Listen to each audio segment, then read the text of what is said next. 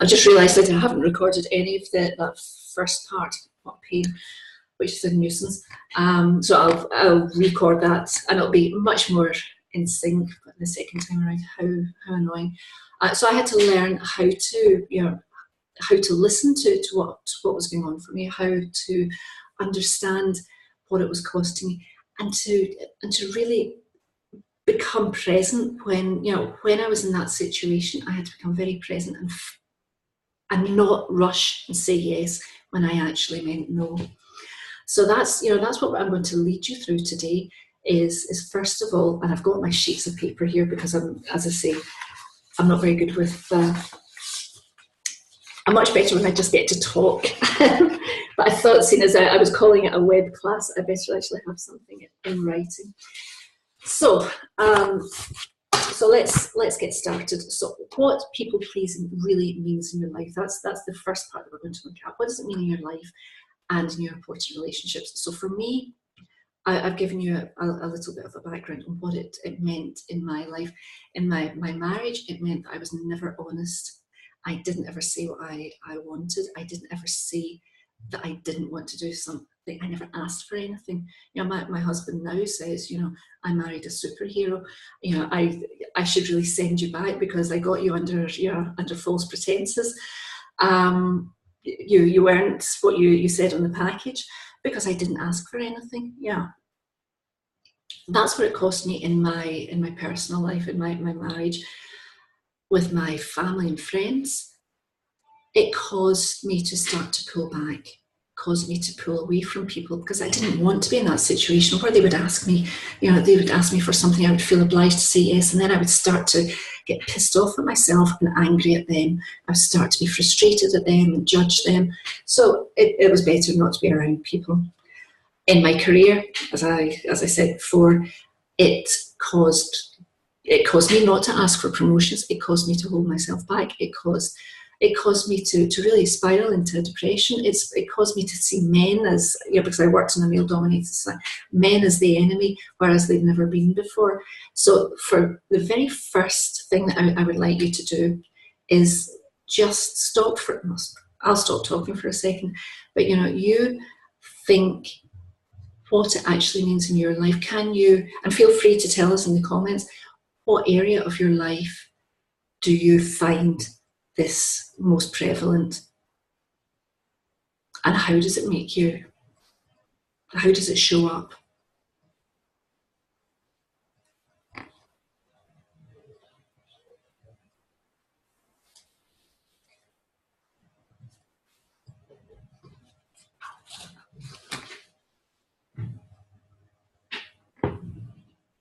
That was the very first thing I had, Caroline, never saying no to anyone. Yeah. Or feeling excessively guilty when you do say no.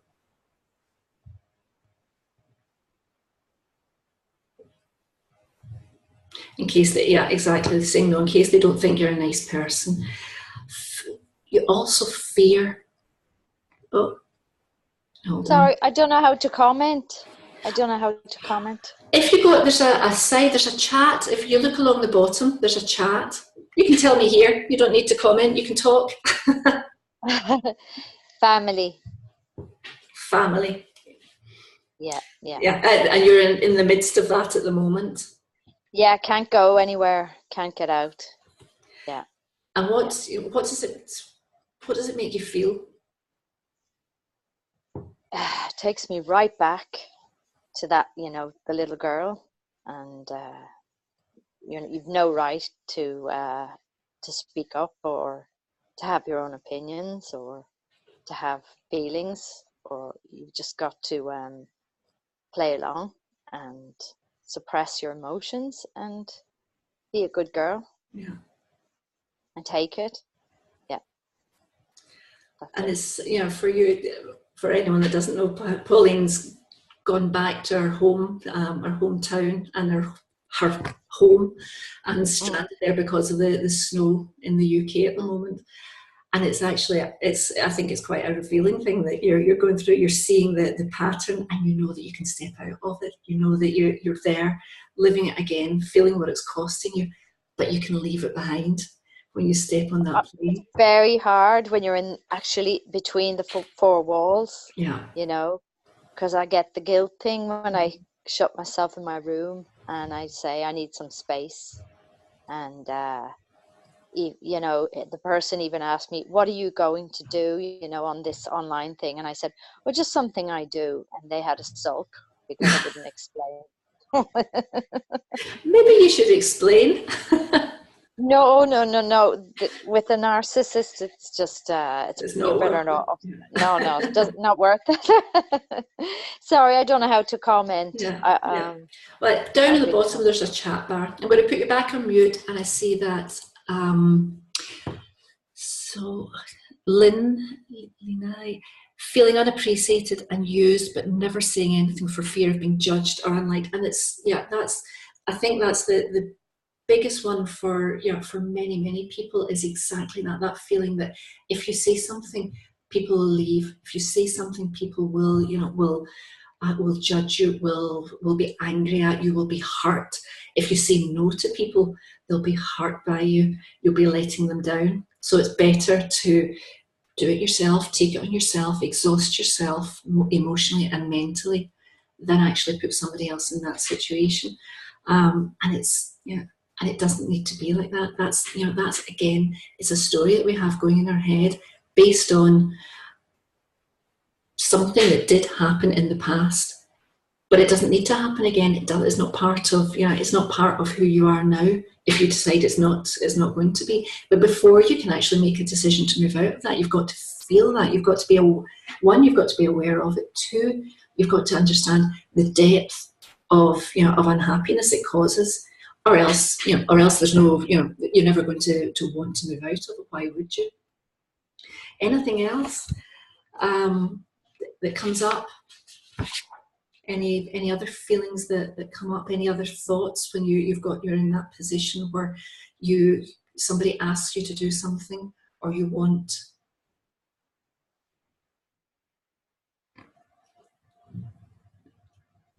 Oh, we've got my husband on now.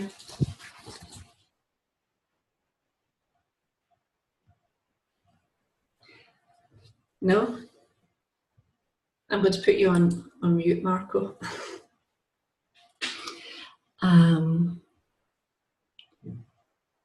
This is probably, it's completely an issue of not self, but often thinking the other person is more deserving. Yeah, and that's the thing that comes up a lot is it goes back to a story. And as I said, as I shared before, my story, I don't remember my mum being poorly as when I was a child, but I know she was, and I know that she's also told me that I was a very good girl. So I learned what that very good girl would do. So if you've been given that sense of guilt, you've been given that guilt trip, it's very difficult to not believe that everybody behaves that way, and it's just not the case. People don't all behave in the same way. People want the best for you, but we need to understand that first before we can actually, you know, make a decision to change it. So I'm often thinking that other people's more deserving, and the oldest of four, and I expect me to, and that's a big thing too. Somebody told me, yeah, when I was talking about this in the group the other day, they said, I see this as the elder sister disease. I don't think it's necessarily the older child disease. I think it's just something that we picked up, but it has wide-reaching implications in in all our affairs, in all our life. So, you know, what the next thing that I want to look at is what it actually costs you, you know, on a day-to-day basis. So, you know, we talked about, you know, not feeling deserving, not thinking that other people deserve more than you do, thinking that other people have, have more right. But sometimes it's more than that. Sometimes it's that you don't know how to put boundaries in place when you do ask for help, or you don't know how to manage a situation if you were to say no. So it's learning that too. So it's, for a second, let's go back and think, you know, what goes through your head. Somebody asks you, Will you do X for me? You desperately want to say no. What's in your mind at that moment? What are you feeling in that moment?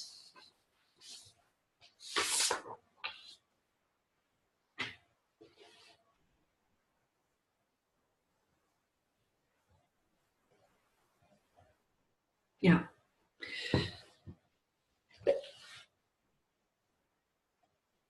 Yeah, Pauline, yeah. It's not so much of a problem for me, so I may well do it. So I may as well do it. Yeah, that's it. That's a huge big thing, Caroline, is not, you know, it's easier to do it myself than to ask somebody else's help and then set boundaries accordingly.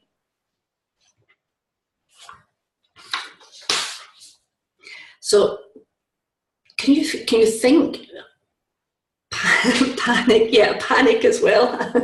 I'm going to put this off a second to close that down.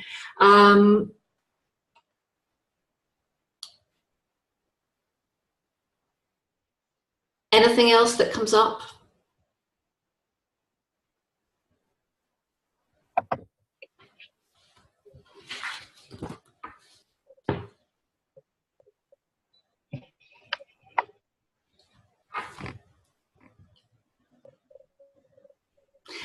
So that's a great one. Guilty because you don't have a genuine reason to say no, or a valid reason to say no. Now, one of the, you know, have you ever heard that expression, no is a full sentence? We don't need to do anything more than say no. And I actually learned that from my husband. I remember years ago at work, you know, whenever I was sick at work, I would phone in and I would have a whole list of, you know, my symptoms and what was wrong and how long I thought I would be off work for, and what was wrong. And I would listen to my husband phone up and say, I won't be in today. That was it. And he put the phone down, and he was perfectly comfortable with that. And I learned, really, yeah, I don't need to give reasons. If it doesn't work for me, if I'm not, you know, we cannot give other people what we don't have ourselves. So if you're in a place where you're giving and giving and giving and giving, and you're not taking anything back, and you're not filling your own cup, you're emotionally exhausted, you're physically exhausted, so you've got nothing to give.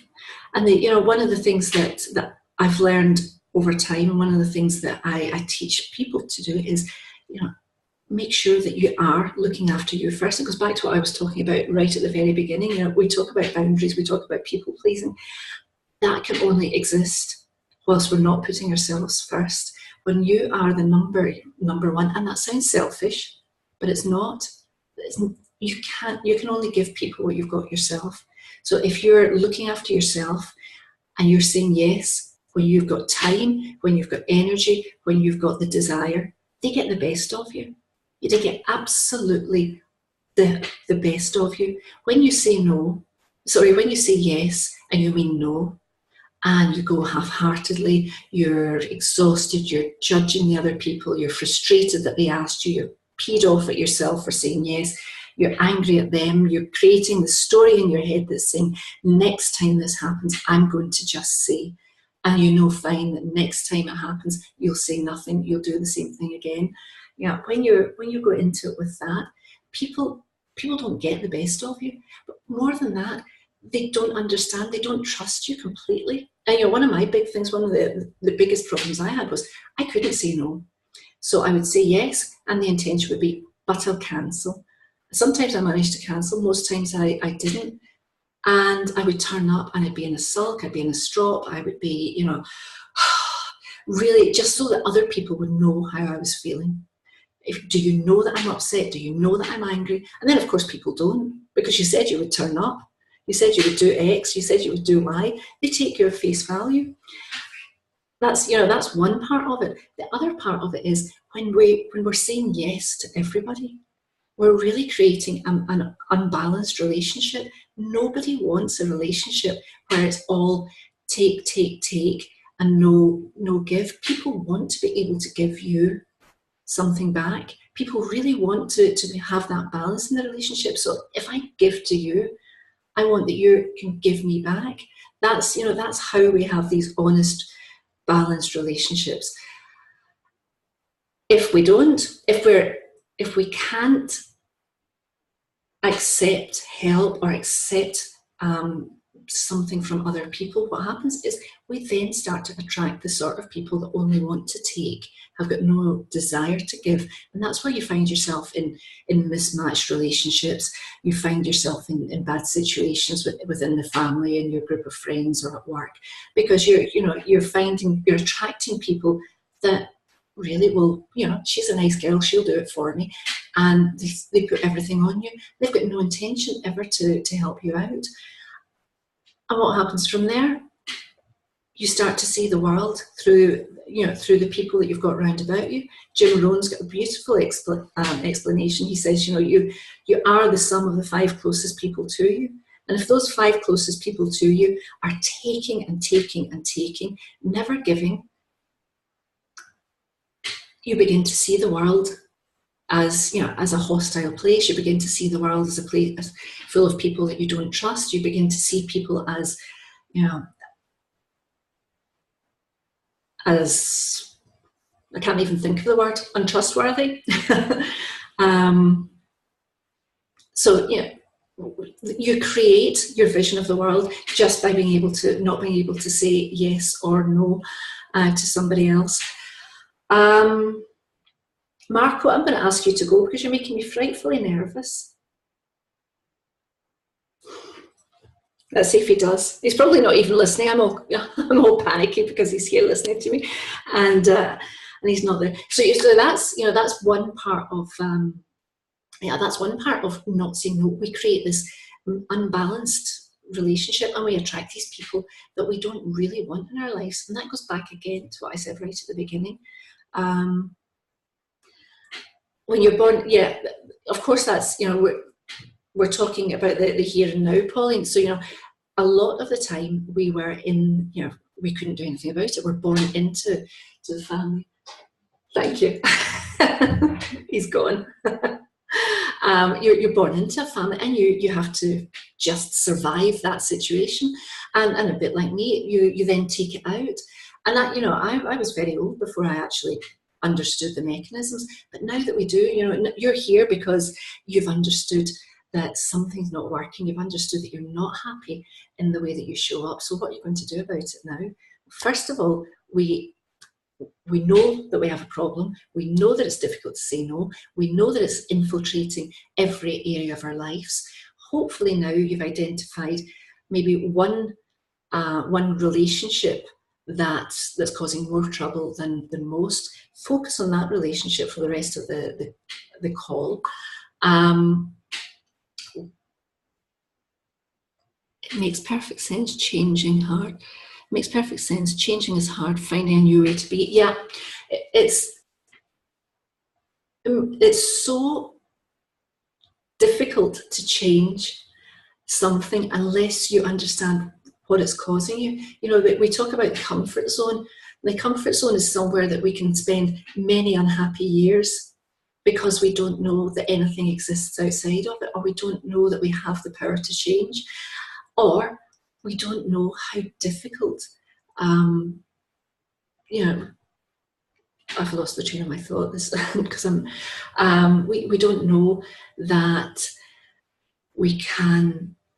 Give me a second while I come back in.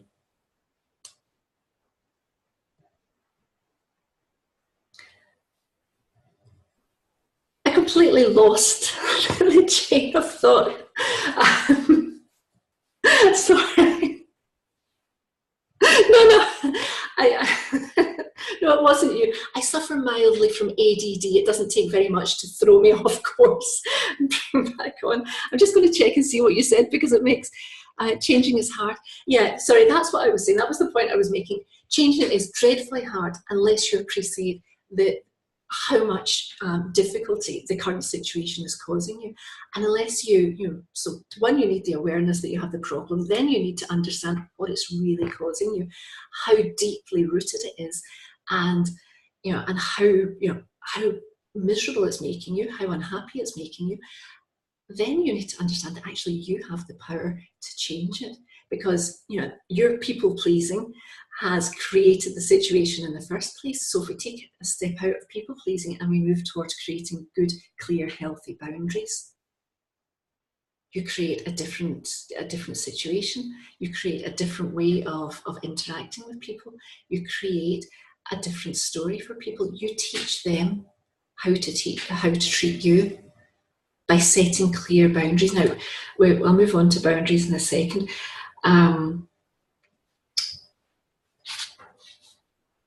I told you, Caroline, that I'm better just to do this. So yeah, going back to this sort of people pleasing and codependence. So we touched on it. So the reason that we have it, the biggest reason that we fall into this is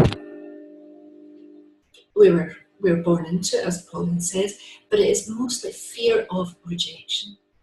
Fear that if I don't do everything, I'm going to be pushed away, or I'm not going to be loved, I'm going to be rejected in some way, or fear of failure. If I don't do that, I'll disappoint other people. I'll be a failure in their eyes. I'll be a failure in my eyes. So those are the two biggest things that are at play. This fear, fear rules our life. We're never going to live without fear. But how can we make fear our friend? How can we put it? I don't know if you've ever read the Big Magic. How can you put fear in the passenger seat next to you, and make the change in your life regardless?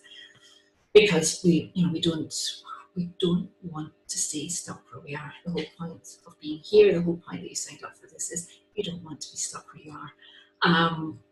So how are you going to make that change? Well, that is by putting some nice, clear boundaries in place. But that's quite a long way down the line. That's not something that we can do, we can put in place just now. So before we do that, we're going to buy ourselves some time.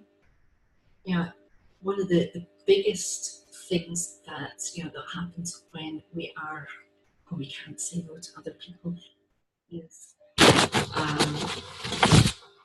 I'm just going to put you, Pam, on silent. No, I'm not. I'm muting you so that we don't get any background noise.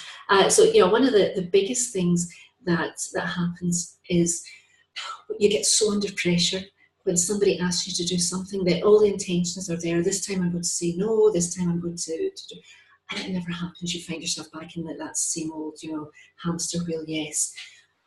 Pissed off at yourself, frustrated at yourself, angry at them for asking you, feeling that that the world's always putting on you, that you're always doing for other people, expecting that they'll do for you, then let down, and on you go with the whole cycle. So what can you do? Well, the very first thing you can do is, one, realize you have a choice. You have a choice to say no. You might not be able to do it every single time, but you do have a choice. And it's probably difficult in those very intense relationships, those ones that you struggle with most. So use that, take that choice, make a decision that you're going to practice saying no, way out there, way far, far, far away from you, away, with people that you don't mind if they're upset, or you mind less that they're upset, with situations that don't really warrant too much attention, but it's just a practice. I have the choice, and today I'm going to say no. And feel how it feels. It'll feel wonderful, let me tell you. As somebody that's done this herself, it feels absolutely wonderful to say no. Then you can't wait for the next person to come along and ask you the same thing, and you can say no to them too. And then you begin to move in closer and closer and closer. The next thing is setting your priorities. What does that mean, setting your priorities? Well, understanding what you need to do for you. So you are the most important person in your life. If you're not the most important person in your life, you're not the most important person in anyone's life. So you understand what you need to do, what your tasks are in your life to make your life as comfortable as possible, so that you know how much time you've got left, how much mental space there is left, how much physical energy you've got left, so that then you have a clear idea on what you can offer to other people, so that you can understand where, where you can fit other people in, what you want to do. Also, become aware of what situations you find yourself saying yes when you mean no. Is it certain people? Is it types of situations? And work out whether you want to be doing that or not. The next thing is, is take a step back, stall. It's very simple. You say, I don't know if I'm free then. I don't know if I've got time. Let me check and get back to you. It's that simple. And that gives you time to take, because the other thing is we get so frustrated at ourselves. We end up saying yes to everything. Some things we actually would like to say yes with, but when we don't have the ability to say no, the genuine yeses kind of got lost in translation. So when you take that time to stall, you take that step back, you ask, do I want to do this? Do I have time? Is it going to serve me? Is it going to exhaust me mentally, physically? Is it going to take up too much of my precious me time? And if the answer to all of that is no, actually I quite want to do it, then you go back and you say, yeah, actually I can, but I only have X amount of time, 1 hour, 2 hours, I can only do it for 30 minutes, so that you set that other person's expectations. And that's not to set their expectations, that's for you, so that you've got your boundary in place, and the boundary keeps you safe from you and your people pleasing. It doesn't keep you safe from other people. It keeps you completely safe from yourself, and that's the next thing. When they put boundaries, what are they about? And going back to the very first thing, no is so much easier if you don't give an excuse.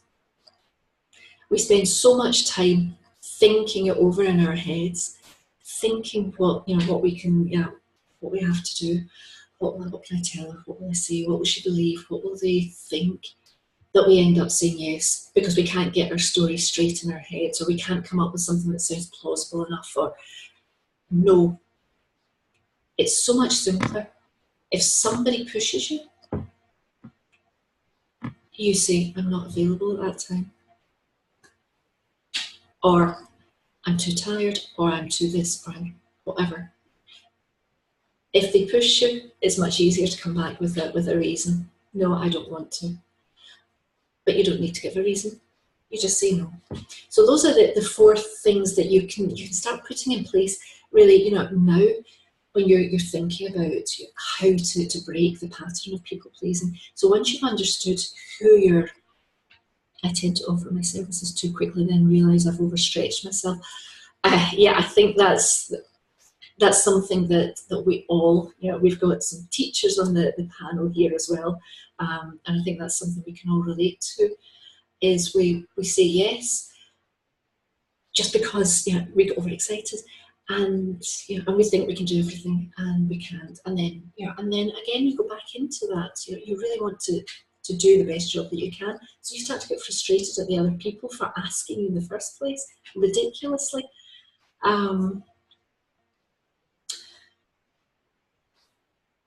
You too. Yeah, I think it's a common one.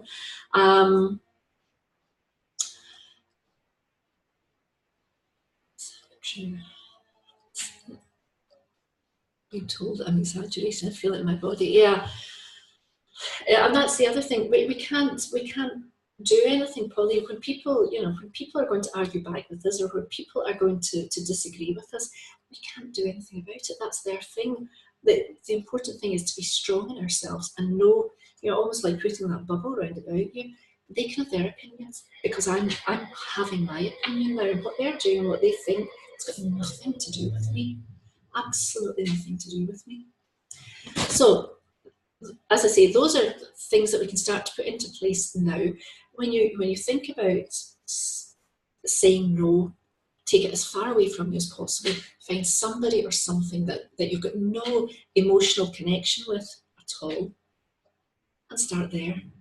feel how it feels, in the same way as earlier on I was telling you to feel how it feels when you're saying yes, feel how it feels when you're saying no, and remember that feeling, so that you can bring, you can bring the boundary closer and closer and closer to you.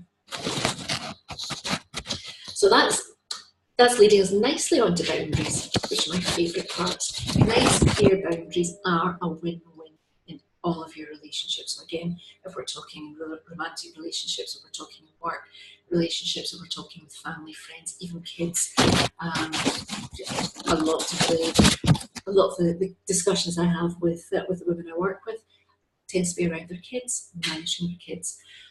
So it can be across any of your relationships. So first of all, before I start, I would love to hear I've gotten much better at this. I can't seem to do it with my husband. Because you're in a pattern now with your husband, and it's a case of breaking that pattern of behaviour, and that's one of the big things I work on with you, is that self-love and when you take yourself back, you understand why you're doing it. It's so much easier. I don't know if we're finding people, or we're losing people as we go. So boundaries. Before I start, what is a boundary? When I say that word, what comes up for you?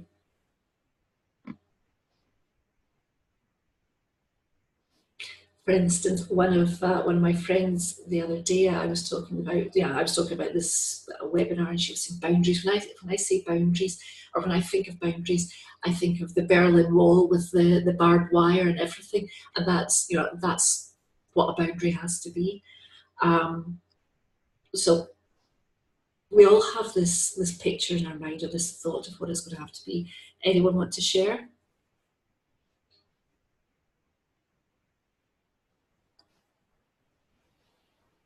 No. Self-protection. Yeah. And boundaries are very simple. We tend to think of it as something very difficult to put into place. And we also tend to think of it as something that keeps other people away from us. And as I said before, boundary is really very simply knowing yourself well enough to understand what's right for you and what's wrong for you, and to make a decision that you won't let people overstep what's wrong for you. So we don't put boundaries in place to keep people at bay. Actually, what boundaries do are teach other people how to treat us. They teach other people how to be part of our circle, how we want to be treated. Also give them a really clear idea on how they can set their own boundaries. So when we're setting them, we're actually teaching other people not just how to treat us, but how people can be treated. Because a lot of the time, especially if you suffer, as I did for many years, with being unable to set healthy, serious boundaries for yourself, what tends to happen is you attract people in that don't have boundaries either. So we get to the greatest example is our kids. So we get to actually teach, and that's one of the biggest things for me, is teaching my kids how to set boundaries. How to be able to say, no, mum, you're wrong, or how to set boundaries with their friends.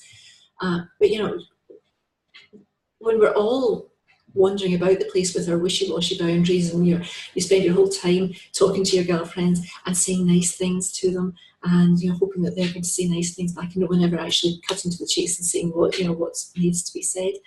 When you can actually say, this is how it is, you teach other people too. So boundaries are really just your self-protection, protection from yourself, so that you know what's too far. Now, when we set boundaries originally, when I set mine to start with, they were so far away from me. They were miles away from me, so that I had space to move. And then they begin to get closer and closer and closer. So, for instance, at the very beginning, my non-negotiables would be, I just said no to everything. I was like a toddler. I would say no to everything, and then go back and say, actually, I meant yes. And that was fine, because I explained to people, this is what I'm doing. I'm setting boundaries because I've never done it before. And people are okay with that. My husband was a bit bored with me constantly saying, no, yes, maybe. But it was better than saying yes and turning up and meaning no. How much can you take before you fall apart, is how I've always felt. Yeah.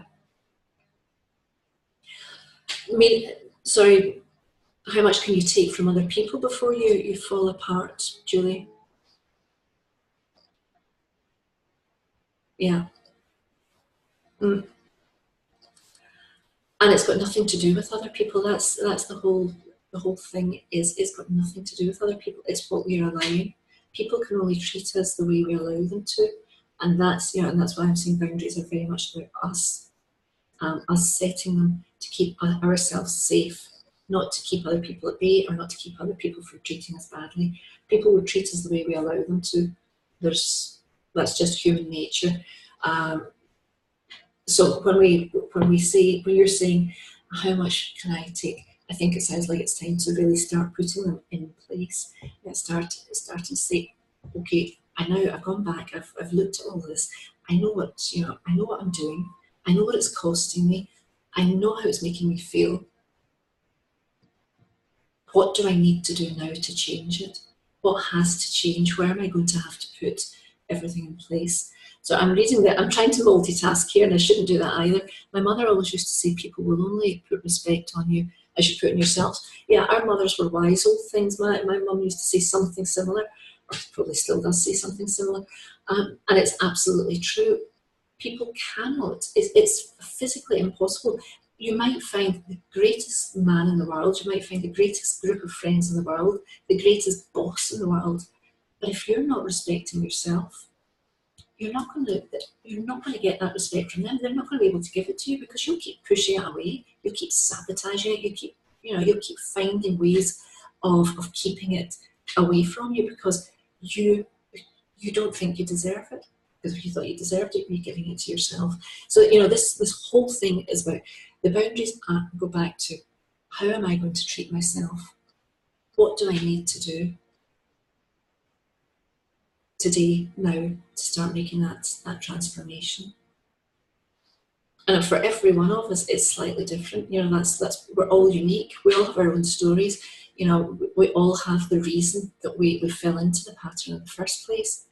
We all share the pattern, but the reason that we're here is all slightly different. So the boundary that you have to put in place, the change that you need to make, is going to be unique to you, and only you will know that because only you will understand what it's costing you and where you're going to have to make that change. Does that make sense? Thank you. I can see Caroline nodding. Can't see anyone else nodding because I can't see. Perfect. Thank you. So, boundaries, lack of boundaries, what do they cost us? Well, they cost us everything we've spoken about so far. They take away any of the self-esteem that we already have. They take away our view of the world. They erode our happiness. They give power to everybody and everything. That's the biggest thing that people pleasing is. It sounds, right at the very beginning, I started by saying people pleasing sounds beautiful, doesn't it? It sounds really, something you'd want to do. Who wouldn't want to please the people? But in effect, what it actually does is it puts a distance between you and the people. Because you start to distrust people, you start to push them away, you start to really resent having people around about you, you start to see the world in a certain way. And the more, the expression that I love, where your attention goes, energy flows. When you're looking at leaves us feeling empty and resentful, absolutely, completely, that's exactly what happens. You feel apart from everything else. Leaves you feeling so incredibly lonely because you feel apart from the world. And at the same time, you want to be apart from the world because your view of the world is so tainted. As I said, energy where attention goes, energy flows. So when you're concentrating on everything that's not working, the people that are taking advantage of you, all of that gets magnified and you get more of it coming towards you. So when you can change it and you start looking at it from a different perspective, and you start understanding that actually I have the power. Just so happens that I've given it away at the moment. How am I going to take that power back? I'm going to take it back by deciding what I need to do now, and what's the very first thing that I need to put in place. So you've got a list of, what are those things called that you, dams, the sandbags, yeah. You've got a list of little sandbags that you can put in place to buy you time whilst you're deciding whether to say yes or no. But, to go on to the bigger picture of it, what do you need to do to set those really clear boundaries? And that's a question that you're going to have to answer for yourself, because I can't do it for you here and now. Do you have any questions at this point?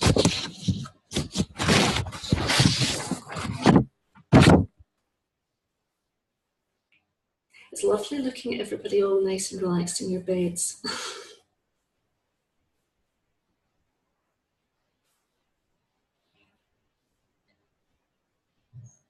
It's cold. Is that a question? It's cold. Now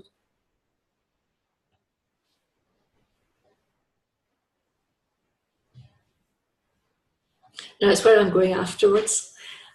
Once I've eaten something, I'll be in my bed too. How do we not worry that we have upset people when we set boundaries? It's practice, Rebecca. It's practice. Have you ever heard that expression?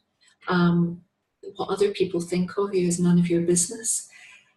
It's really difficult. That's why I'm saying, start as far away from you as possible and get the practice out there where you're not emotionally attached to somebody else's response. It's knowing that it's mostly a story in your head.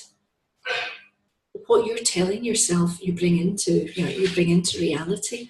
So if you keep telling yourself that this is going to happen, if you go into a discussion with somebody and you say, and you go in with that energy where you're saying, oh, it's going to end up like this, or he's going to say no, or he'll tell me that that I'm being stupid, or whatever it is that the story you've got going on in your head, the chances are that's what's going to happen. That's exactly what people are going to say to you, because you're going in with that expectation, and you get that back. If you manage to have that conversation with no expectations at all, so you say what you have to say, you say no, and you let it go, you get a different response. But most of the time, as I say, it's a story you tell yourself, and you have to make a decision that I'm going to say no, no matter what. 99% of the time, people don't mind. It's up here, but we think they mind, and actually on the other side of it, they respect so much more. So if you were anything like I was, and you would say yes, mean no, cancel at the last minute, turn up with a bad grace, not turn up at all sometimes, forget. People that don't have an awful lot of trust in you, they don't really understand what they're going to get. They don't know how to interact with you. They don't know the real you. So if you say yes when you mean yes and no when you mean no, people respect that, and it creates a different relationship. It creates a better way of being with people. If you can give me a more precise example, I can give you a more precise answer, I think. Anyone get any other questions?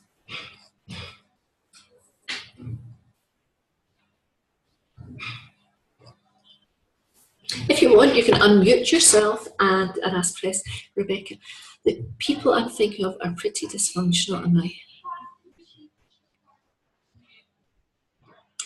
So I'll take Rebecca first. The people I'm thinking of are pretty dysfunctional, and my history with them makes it clear that they do mind when I set boundaries. Well, in which case, Rebecca, the decision has to be yours. Do you put yourself first or them first? Because, and the answer, let me give you the answer to that. The answer to that is I put myself first, because every time you put them first, you're teaching them that it's okay to be disappointed in you. You're teaching them that you don't deserve to say no, that you don't deserve to have your feelings met, that you don't deserve to have the same help in return. So until you say no, and of course the first time you say it, the second time you say it, the third time you say it, we can't break these patterns in an instant. It does take consistency, it takes just making that decision and showing up and saying no again and again and again, and letting it go. Not being caught up in the story that they might be. It's okay if you're, in your opinion, is it okay to ignore an abusive parent? It's entirely, I'll answer that, sorry, in a second. So does that answer your question, Rebecca?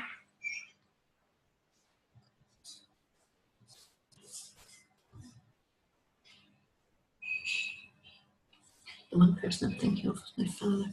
I have just one parent left and he's old, quite dysfunctional, so I have loads of guilt.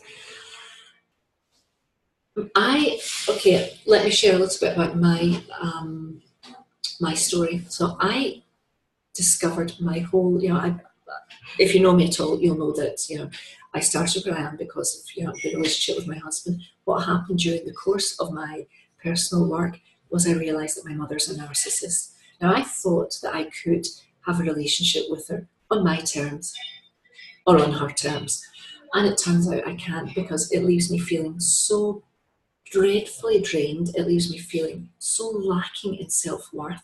It makes me feel the way that I felt for the rest of my life, that I tried every way. I tried to have a relationship in a way that I just gave her what she needed and pulled back, but it wasn't enough. I always came away feeling raped and pillaged and broken.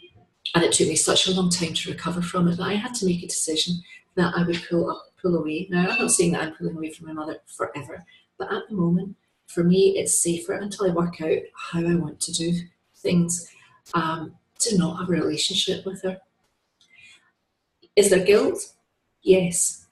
Why? Because I'm a people pleaser, and in my head, a good daughter shouldn't. But at the same time, I know what I was trying to be strong and set boundaries in place with everyone else. And then on one hand, I was allowing my mother to treat me in a way that was leaving me feeling this tall and exactly as I'd felt my whole life. So I had to make that decision. So in answer to your question, yes, it's absolutely fine. You don't have to be cruel. You don't have to be mean. Caroline's got a lovely expression, say what you mean, but don't say it mean, or something. Say what you mean what you say, but don't say it mean. I think that's it. So yes, you can pull back, you can set boundaries in place. That doesn't mean that you cut them. You don't need to do what I did with my mother, but you keep yourself safe, because if it's draining your energy, what are you giving them anyway? So let me see, and then the next one down was seeing disappointment on a person's face sends me into the panic to be the good girl. And does that come from childhood? Is it Lynn Lee? I'm going to unmute you, Lynn Lee. How do I say your name? Hi, Lynn Lee. And does that come from childhood? Yeah. So whenever you see somebody, whenever you say no to somebody and you see, but do you really see that look of disappointment, or is it just something that you imagine you may see? I don't. Sorry? I don't know, but No, I don't hear you very well.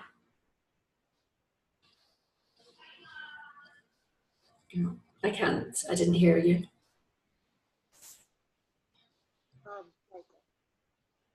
Are you typing? I'll put you back on mute then if you're typing. Because again, goes back to, you know, we're breaking habits here. If we want to change something, we need to change something, and that means breaking the pattern. So yes, of course, to start with, people will be hesitant to see a change in our behaviour. They may not be happy with the change in behaviour because nobody likes change. But let me tell you, as I started saying earlier, when I spoke to my husband a few months at Christmas time, I think it was, and he said, I should have been able to send you back because what was written on the box isn't what I got. Because I sold myself as somebody who never took, always gave, and never complained. Nothing was too much trouble for me. Of course, I burned out with it. You can't have a healthy relationship. We didn't know who the hell I was. Now, of course, he's got a completely different version of me, and he prefers it because he can have an honest conversation with me. He can talk to me. He can be, he can be with me. He's not scared.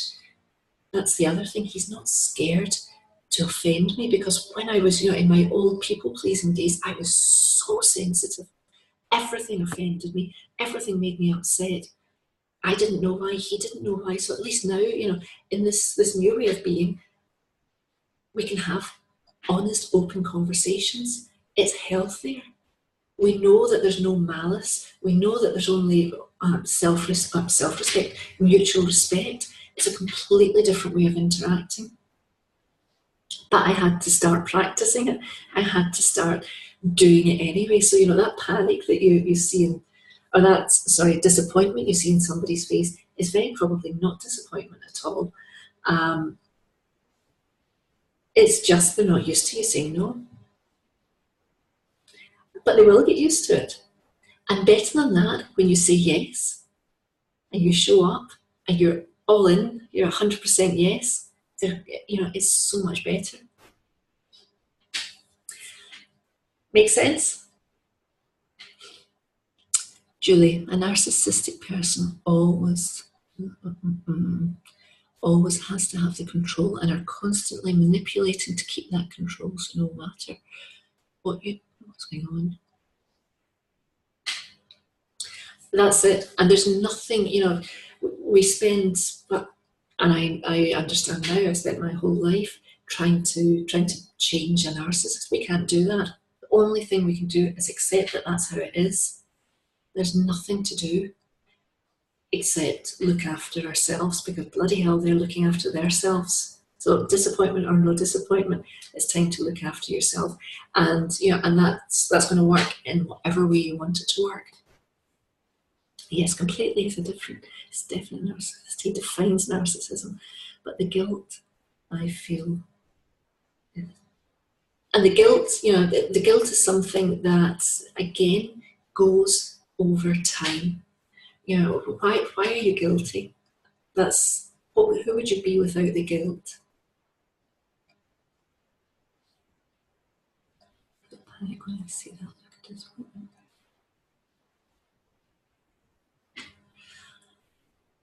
So I'm reading down the comments now. Apologies. Completely narcissistic. He defines narcissism, but I feel.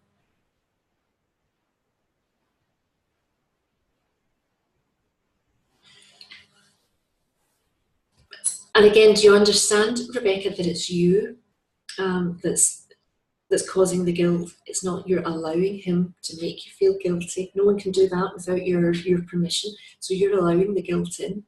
And that's very probably same as me, because you have that firm belief that a daughter should. Now, a daughter should grow into a woman who can set healthy boundaries for herself, who can command love, respect and trust from those round about her, and can make a decision to keep those that aren't prepared to show her that at bay. That's what a grown-up woman does. It takes us time to get there. It took me a long time to get there. But now I can make a decision, as you can, on who I allow in and whether I'm going to feel guilty or not. Sometimes, we feel guilty because we're being badly behaved. Most of that really gut-wrenching guilt we're allowing in from somewhere else. So now it's time to say no to it.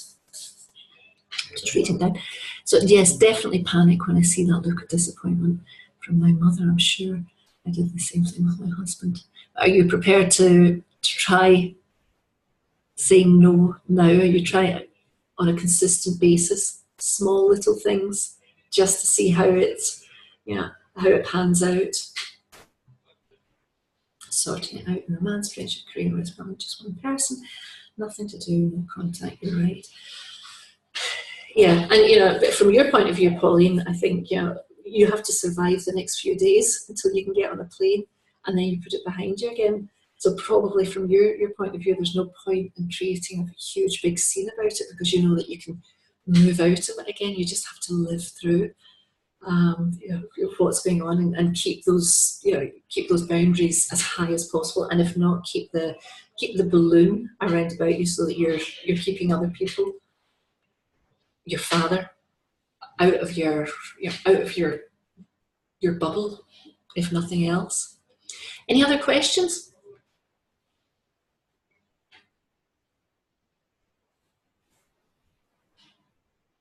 You're right.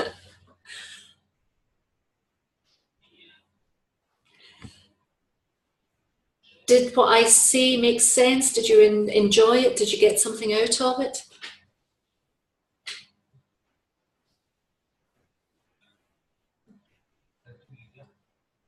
Yes. Thank you. I can see everyone. I'm giving you time to write. Yes, definitely. Thank you. Okay. What I'd like to tell you about, if you don't mind, is something that I am about to launch next week to my group. I don't know how many of you are in my Loved Again group? No? Okay, well, you might want to come and join that. Caroline and Polly, I know you two definitely are. You might want to come and join that. Caroline, could you drop the link in, or Pauline, can you drop the link in? Here, you might want to come over and join it. But bear with me a second.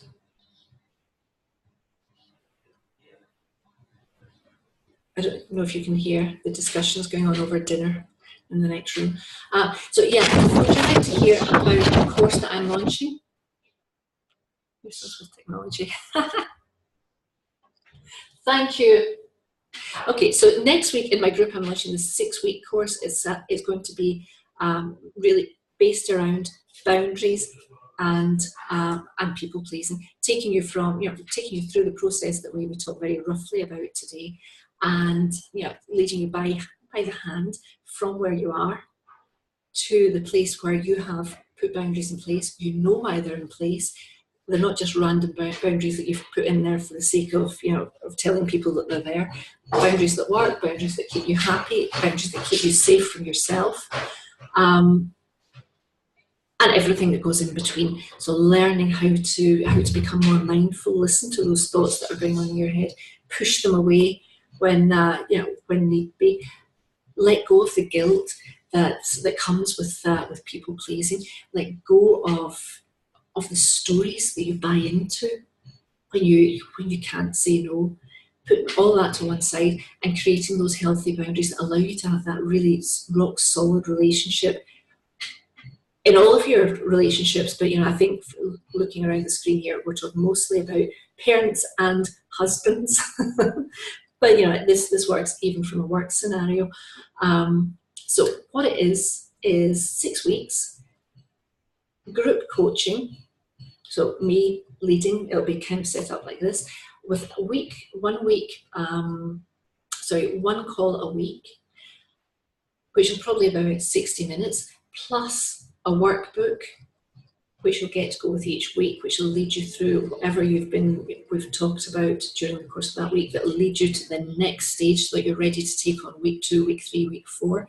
There's also a one-to-one call in there with me, and actually, for the people that are on here, there are very few of you, there is a bonus, and the bonus would be an extra call. If you book up within 48 hours, you would get an extra call. So that would be 2 one-on-one sessions of 60 minutes each, plus the 6 weeks group coaching. You would also have email access to me, during the course on Vox Access, which is kind of like WhatsApp. You can leave me messages and I can phone you back, I can send messages back. And at the end of it, it will be put onto a platform, so you'll have access to it for life. All of that would start within the next couple of weeks. I'm launching it on Monday in my group, so it'll run for about a week, and then it'll start the following week. So that's the week starting the 11th or 12th. It will run for 6 weeks after that. The cost will be €397, which can be paid in 2 installments, or in full if you prefer. And I think that's really about it. Yeah, that's about it. I haven't got a sales page set up for it yet because I'm not that technical.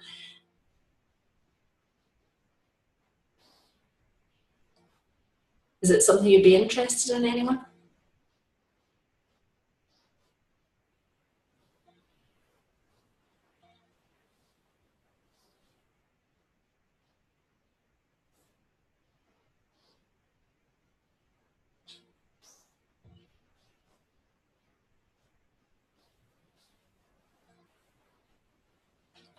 Okay, well, what I will do is at the end of this, everyone, of course, is going to get an email with the recording. You'll also get an email tomorrow with the first part of the recording, which I didn't record because I'm too tired now to record the introduction. So, you know, bear with me. You'll get this part maybe later on tonight, and then you get the beginning of it tomorrow morning, with all the details and with all the payment links. If you're interested, you can sign up immediately. If you've got some questions, I'll also put in there a link that you can book a quick 15-minute call. Thank you, Pauline. You'll keep up to date on Facebook. I'll be thinking about it first. I will say no. So thank you. Good girl. So you see, practicing a way out there where you can't offend anybody and then bringing it closer to home. That's what it's all about. That made me laugh, that cheered me up. So yeah, I'll send you an email. It'll have this call on it, the replay of this call, all the details. What it will also have, which my husband, I feel really bad, my husband did me a beautiful little PowerPoint, and I didn't even show it to you, so I'll send that out because he spent time on it, which was lovely of him. I got lost, I cut myself off, apologies everyone. Sorry, oh no, your video, yeah, I disappeared. Okay, so yeah, that's what I'm going to do. Anyone get any questions before we go?